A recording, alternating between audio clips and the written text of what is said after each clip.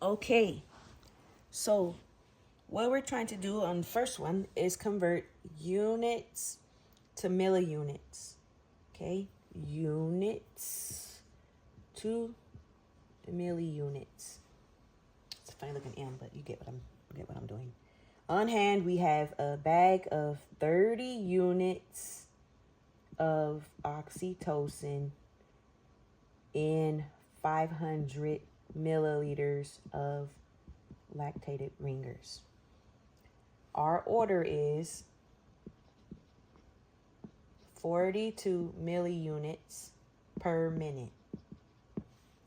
That's the doctor's order. Okay? Let's work with what we already have. And the question says how many milliliters per hour to obtain 42 milliunits per minute. So we're looking for milliliters per hour. Okay.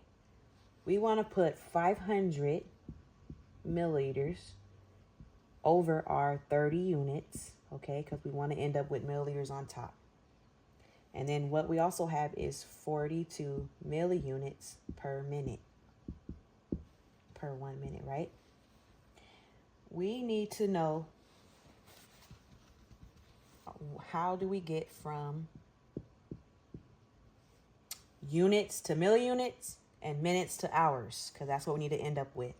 So we know that per 1 unit, there are 1,000 milliunits.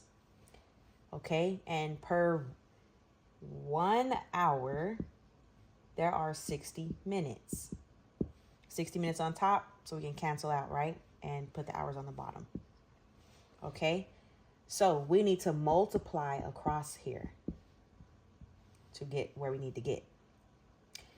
So let's cancel out what we have already 2 things of, right? Units, we don't need that.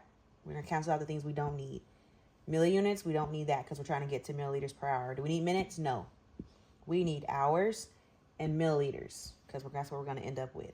Now, just multiply across. 500 times 42 times 60 divided by 30 times 1,000, because we only have 1 and 1 here, so it will equal the same, right? Okay, that will come out to 1,260,000 over 30,000. Okay, so you divide that and it equals 42. That means you have 42. Well, let me erase that because it just looks crazy. 42 milliliters per hour to get to our order of 42 milliunits per minute.